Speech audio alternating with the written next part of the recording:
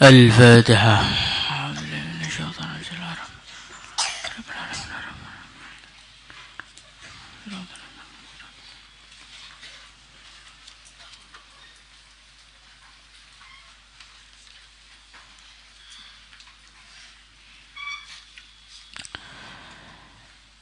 بسم الله الرحمن الرحيم. اللهم صل وسلم على سيدنا محمد وعلى آل سيدنا محمد في كل لمحة ونفس بعدد كل معلوم لك. قال المصنف رحمه الله تعالى نفعنا الله به وبعلومه. والثاني, dan yang kedua, mimma termasuk dari perkara tada'u yang hendaknya kamu tinggalkan. Huwa adalah ang tahdhara, hendaknya kamu berhati-hati, min antakuna, dari adanya engkau, wa'idhan, menjadi sebagai orang yang memberi nasihat, wa mudzakiran, dan sebagai orang yang mengingatkan manusia. Lianna fihi, karena sesungguhnya di dalamnya afatan katsirah, ada afat-afat yang banyak, bahaya-bahaya yang banyak. Illa ang ta'amala, kecuali kalau engkau mengamalkan bima, dengan apa, takulu, yang engkau katakan awalan, di awalnya. Tsumma ta'idu, kemudian engkau memberikan nasihat, bihi, dengannya, an-nasa, manusia. Fatafakkar, maka merenunglah, fima, di dalam perkara, kila, yang dikatakan li Isa alaihi salam, kepada Nabi Isa alaihi salam. Ya bana Maryam, wahai putranya Maryam, aid, nasihatilah nafsaka, diri engkau.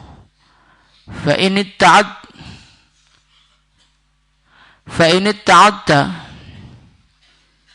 atau fa in ta'adat, maka kalau diri engkau itu sudah menerima nasihat, fa'id, maka nasihatilah an-nasa, manusia. Wa illa, kalau tidak, fastahi, maka malulah, min rabbika, dari Tuhan engkau.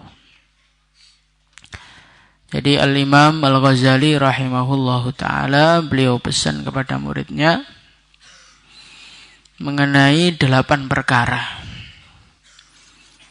Dan nasihatnya yang kedua adalah, wahai muridku, jauhilah kamu kerjaan menjadi seorang penceramah, kerjaan menjadi seorang yang menasihati umat.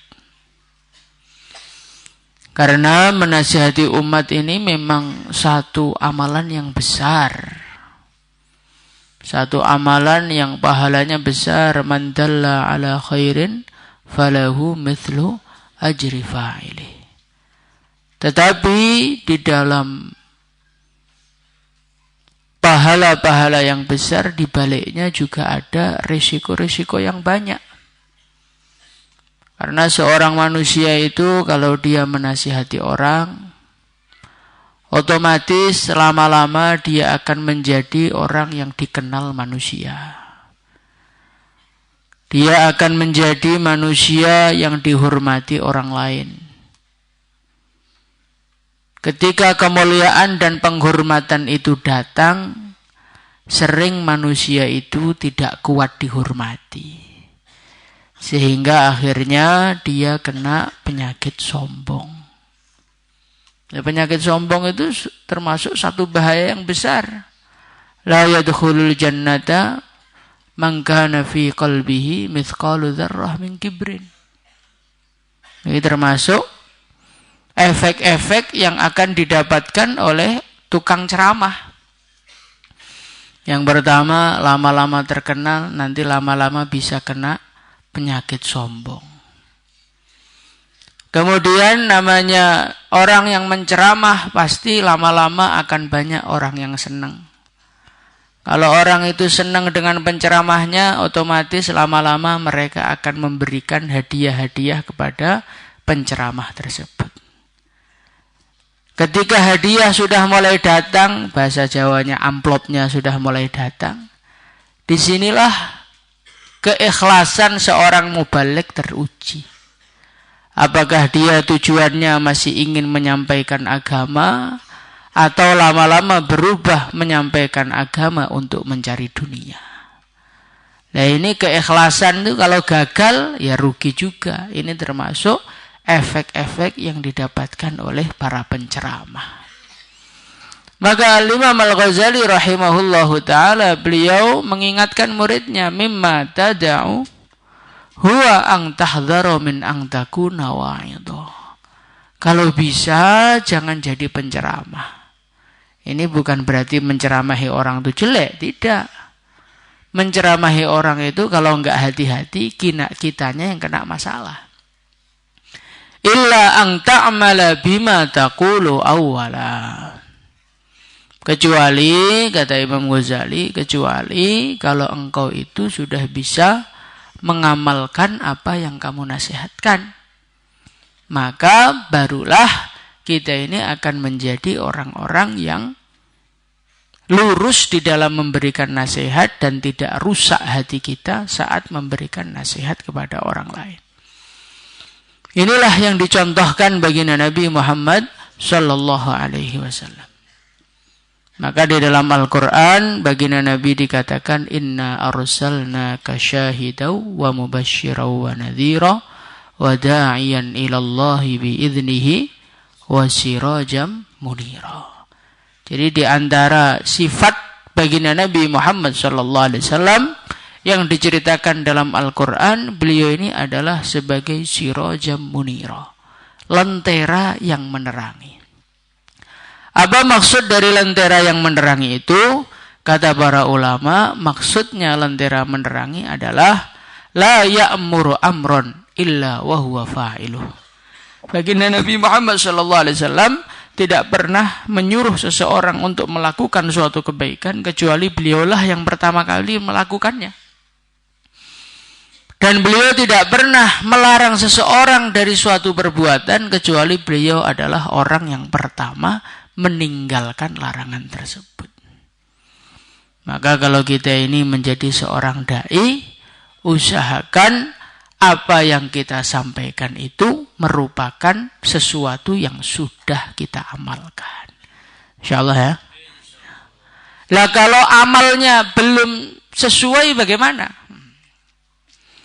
Apakah kita ini berhenti menasihati orang? Karena sebagian orang ketika mendengar keterangannya Imam Ghazali, illa ang ta'mala bima taqulu awwala, maka mereka menarik satu kesimpulan.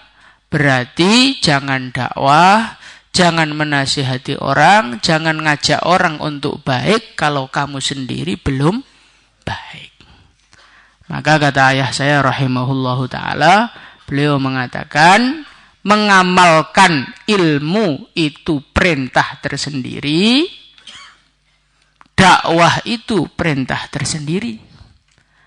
Kalau kita ini tidak mengamalkan ilmu kita dan tidak mendakwahkannya, berarti ada dua perintah yang kita tinggalkan, yaitu perintah dakwah dan perintah mengamalkan ilmu kita. Kalau kita belum bisa mengamalkan ilmu kita dan kita sudah menyampaikan ilmu kita, artinya mendakwahkan, belum bisa mengamalkan tapi sudah mendakwahkannya, maka berarti sudah gugur satu kewajiban kita, yaitu mendakwahkan agama. Gugur kewajiban kita satu. Sekarang mending gugur satu atau belum gugur semuanya? Mending kewajiban itu kita gugurkan satu, yaitu mengamalkan agama, yaitu menyampaikan agama. Dan lagi pula menyampaikan agama itu nanti lama-lama juga mendorong seseorang itu untuk mengamalkan apa yang dia sampaikan. Ya ayyuhalladzina amanu taqullaha wa qulu qawlan sadida yuslih lakum a'malakum. Sampaikan ucapan yang benar, ngomonglah omongan yang lurus, maka hasilnya yuslih lakum a'malakum, amal kamu akan diperbaiki oleh Allah. Jadi bukan berarti kalau amal kita belum benar, mulut kita kemudian nggak menyampaikan kebenaran, itu keliru. Kalaulah kita ini mampunya baru dakwah, ya sampaikan saja. Sampaikan saja. Semoga harapannya dengan kita ini menyampaikan agama, lama-lama kita juga terdorong untuk mengamalkan apa yang kita sampaikan. Bisa dipahami ya? Wah ini betulita. Kalau engkau diuji oleh Allah, bihadzal amali, dengan amal ini, ubudulita maksudnya engkau itu diuji oleh Allah, akhirnya sama Allah dijadikan sebagai penceramah. Ini coba bahasanya Imam Ghazali ini kamu perhatikan.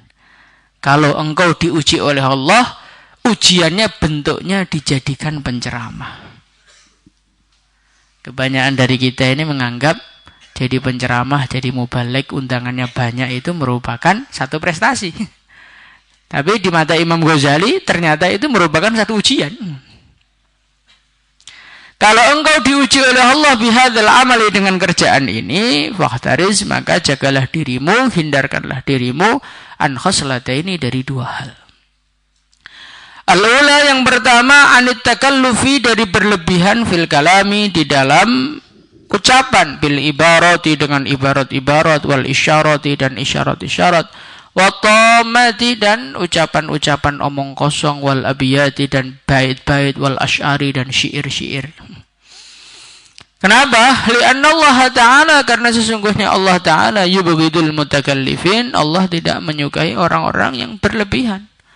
Wal mutakallifu, dan orang yang berlebihan, al mutajawizu, yang melewati batas, melewati anil haddi, dari batas, ya dulu menunjukkan ala kharabil batin, atas rusaknya hati dia, wa ghaflatil qalbi, dan lalainya hatinya. Kemudian Imam Ghazali beliau menjelaskan, kalau memang kamu itu ditakdirkan Allah menjadi seorang mubaligh, maka hindarilah dua hal. Apa itu? Yang pertama, kalau menyampaikan agama itu nggak usah pakai gaya-gaya.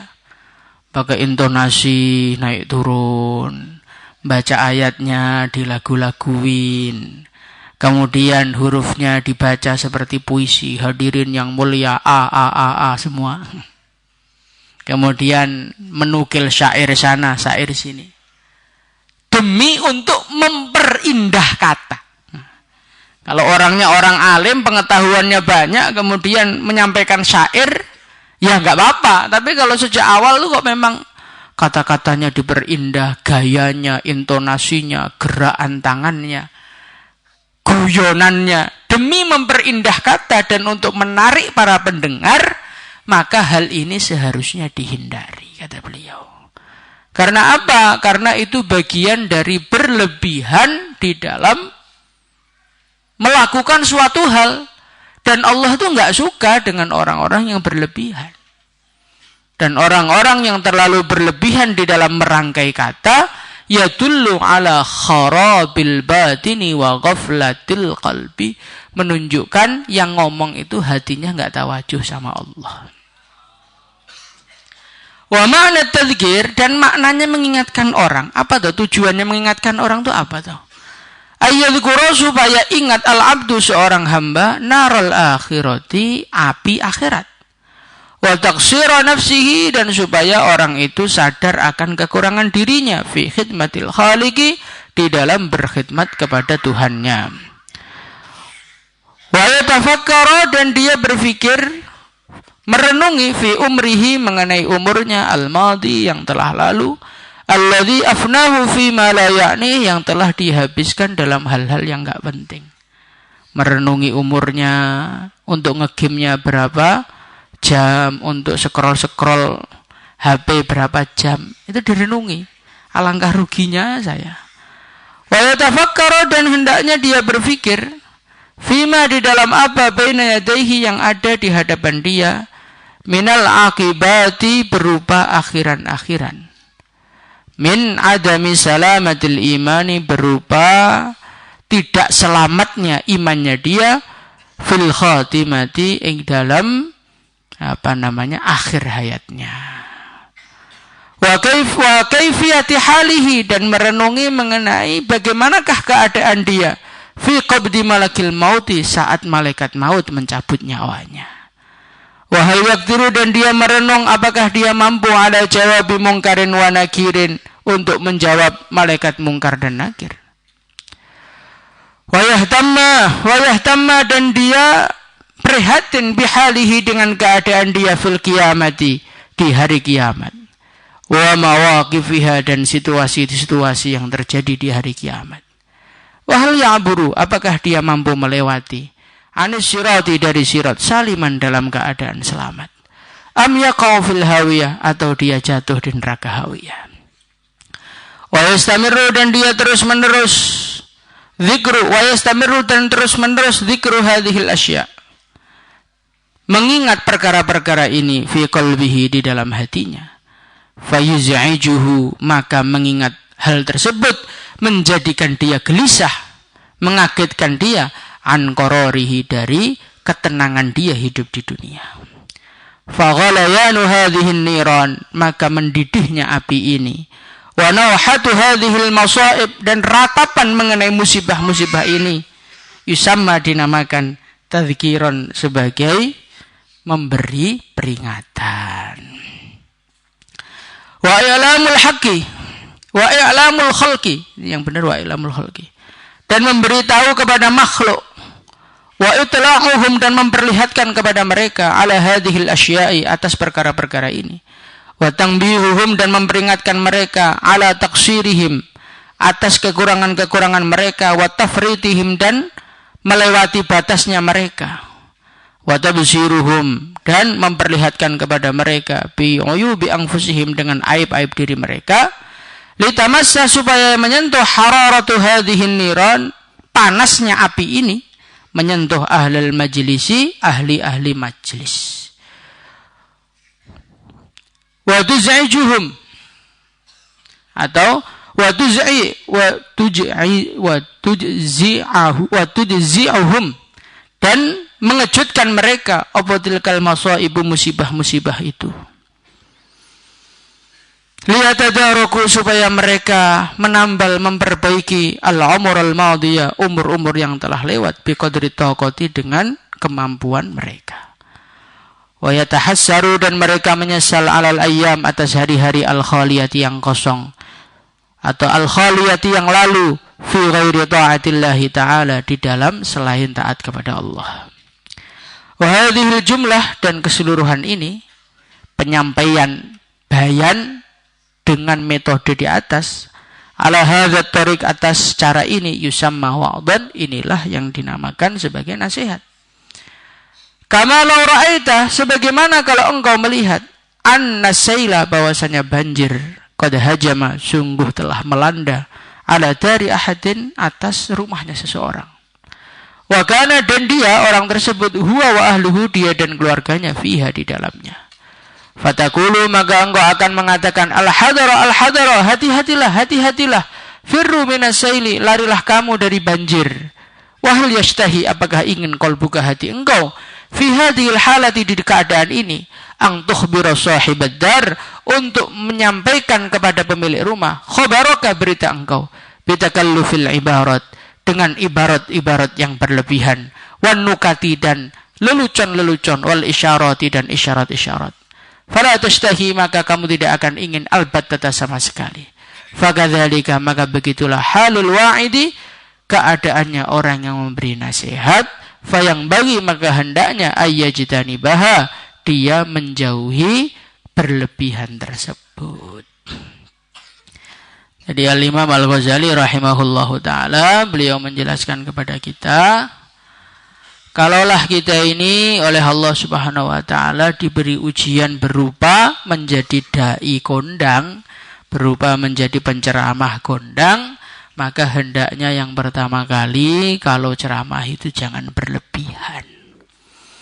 Nggak usah diperindah katanya, to the point saja. Tujuannya ceramah itu apa toh? Tujuannya ceramah itu supaya yang mendengarkan nasihat kita itu menjadi ingat akhirat. Menjadi orang yang menyadari kekurangan-kekurangannya. menjadi orang yang menatap masa depannya dan melihat masa lalunya yang penuh dengan kekurangan. Supaya orang itu setelah mendengar nasihat kita ada gairah untuk amal. Ada gairah untuk amal. Jadi tujuan kita nasihati orang itu biar yang mendengarkan itu bukan terkesan kepada kita. Kadang-kadang orang itu memberikan nasihat supaya apa toh? Supaya pendengarnya itu pada senang sama saya, Pak. Supaya pendengarnya itu ngundang saya lagi. Supaya pendengarnya itu terpesona dengan saya dan terkesima dengan kata-kata saya. Loh, orang kalau seperti ini itu berarti nggak tahu tujuan dari ceramah. Tujuan dari ceramah itu supaya yang dosa ngerasa dosa, yang masih lalai menjadi sadar. Maka Imam Ghazali rahimahullahu ta'ala beliau memberikan perumpamaan. Orang yang memberi nasihat itu seperti orang melihat banjir. Banjir datang, kemudian ada orang-orang yang belum tahu. Namanya kayak banjir di Aceh kemarin namanya. Banjirnya datang, yang tahu cuman kita. Kira-kira kita ini dalam menyampaikan berita banjir itu gimana ngomongnya? Hadirin yang mulia, masyarakat, dengarkan. Ada satu kejadian yang luar biasa. Air hujan telah berkumpul di atas gunung sana. Dia mengalir dengan pelan-pelan, tapi membawa kayu yang sudah dipotongi. Ngomongnya belum selesai, mati semua orang di bawah. Namanya orang yang ingin menyelamatkan orang dari banjir, lari-lari, banjir datang, selesai. Nggak pakai intonasi, nggak pakai syair, nggak pakai bait, nggak pakai puisi, nggak pakai speaker, dia pokoknya lari, selamatkan diri, lari, selamatkan diri. Itulah yang dicontohkan oleh baginda Nabi Muhammad SAW dan dicontohkan oleh para sahabat. Maka kalau kita melihat di dalam hadis-hadis, melihat di dalam hayatus sahabah, melihat di dalam kehidupan Nabi, kehidupan para sahabat, jarang sekali baginda Nabi Muhammad SAW beliau memberi nasihat panjang-panjang, itu jarang. Paling sekali 2 kali saja. Diceritakan dalam satu hadis Rasulullah SAW beliau memberi nasihat yang luar biasa dan sangat panjang sekali nasihatnya. Saking panjangnya sampai rawinya mengatakan nasiyahu man nasiyahu wa dzakarahu man dzakarahu. Ya saking panjangnya sampai ya ada yang ingat, ada yang enggak. Itu yang dengarkan sahabat, yang ceramah Nabi. Nah, bagaimana kalau yang ceramah kita terus kepanjangan? Orang pergi itu belas enggak ada yang ingat apa yang kita katakan. Paling cuma ngomong, ceramahnya keren Pak, isinya apa? Wallahu a'lam bishawab wa ilaihil ma'ab. Nah, inilah kebanyakan dari kita. Kebanyakan dari kita itu mimbar dijadikan sebagai alat untuk atraksi. Sebagai alat untuk pamer ilmu. Ini orang salah tujuan. Dikatakan oleh Al-Imam Al-Ghazali, para ulama itu seperti dokter, umat itu pasiennya. Coba kita bayangkan, kalau ada seorang pasien, Pak, perut saya ini sakit. Wahai pasienku, ketahuilah, saya ini adalah dokter yang sangat berpengalaman. Saya ini sudah sekolah di Amerika sekian tahun. Kalau nggak percaya, inilah ijazahnya. Diceritakan mengenai kehebatannya sampai orang itu mati belum sempat diobati. Nah, kadang-kadang kita ini dalam memberi nasihat umat itu seperti itu. Lebih mengarah ke pamer kepandaian kita dibandingkan mengobati orang-orang yang sakit di depan kita. Akhirnya orangnya sakitnya nggak sembuh, kita yang jadi mubalik, ya kena penyakitnya juga, penyakit sombong dan membanggakan diri. Maka Imam Ghazali beliau mengatakan kurang lebihnya ya, mimma tada'u huwa ang tahdhara min ang takuna wa'idu. Pekerjaan menjadi seorang mubalik itu berat, resikonya berat. Nggak usah kamu, biar aku saja. Paham sampai sini, Kang? Jadi kalau kira-kira mentalnya itu belum kuat, wiritannya belum kuat, terus menyampaikan agama itu kayak orang dakwah terus mudah. Jauhlah, Pak. Kita ini adalah saudara muslim yang diikat dengan kalimat la ilaha illallah. Kalau jauh saling mendoakan, kalau dekat saling ziarah. Sebentar lagi ini akan ada penyampaian agama di masjid, silahkan berangkat. Insya Allah dai yang model seperti itu nggak rusak imannya. Nggak ada. Tukang jaulah terkenal, nggak ada. Orang diundang untuk jaulah, nggak ada. Tapi itu sudah bagian dari tazkir kepada umat. Itu bagian dari mengingatkan umat. Maka memang Maulana Ilyas itu beliau luar biasa sekali. Menjadikan orang bisa mengamalkan dakwah tanpa rusak hatinya dan rusak imannya. Orang itu sudah mulai terkena penyakit itu kalau sudah megang mic, kalau sudah dilihat orang, nah disitulah imannya itu diuji oleh Allah, hatinya diuji oleh Allah. Paham sampai sini? Maka kalau kita ini oleh Allah diputuskan, ditakdirkan, dan tidak bisa menghindar untuk menjadi seorang mubalik, ya apa yang dinasihatkan oleh Imam Ghazali itu diperhatikan betul. InsyaAllah ya. Nah kadang-kadang orang mengatakan begini, loh Pak, kalau saya itu bayannya itu nggak ada guyonnya, nggak ada syair-syairnya, nggak ada intonasinya, nanti orang-orang nggak ada yang tertarik. Nanti kalau orang-orang nggak ada yang tertarik, jarang orang yang sadar kepada agama. Oh, kata siapa? Dikatakan oleh para ulama, likulli sakitin lakit. Jangan pernah merasa kalau kamu itu bayannya lurus-lurus saja, nggak ada guyonnya, terus nggak ada peminatnya. Kata siapa? Allah Subhanahu wa Ta'ala ketika menggerakkanmu untuk menyampaikan agama, ya pasti Allah juga akan mendatangkan orang-orang yang akan menerima apa yang kamu tawarkan. Namanya dakwah, menyampaikan agama itu kan mengajak dan menyampaikan. Namanya orang mengajak dan menyampaikan itu ya pasti akan ada orang yang kecantol. Pasti akan ada orang yang ikut. Apalagi yang kita tawarkan ini adalah nasihat-nasihatnya Allah, nasihat-nasihat Rasulullah SAW yang begitu manis, yang begitu indah, tanpa perlu kita bumbui. Ya pasti akan ada hati-hati yang lurus, hati-hati yang akan dipilih oleh Allah untuk menjadi peminat-peminat nasihat-nasihat yang tanpa guyon seperti itu. Maka kita ini jangan terinspirasi dengan orang-orang yang suka guyon terus akhirnya kita jadi ikut-ikutan. Enggak. Nanti Allah Subhanahu wa Ta'ala juga akan tetap menciptakan pasarnya sendiri istilahnya. Allah Subhanahu wa Ta'ala tetap akan mendatangkan kepada kita orang-orang yang minat dengan bayan tanpa guyon, firru minas saili tadi. Semoga Allah pilih kita semuanya. Salatullah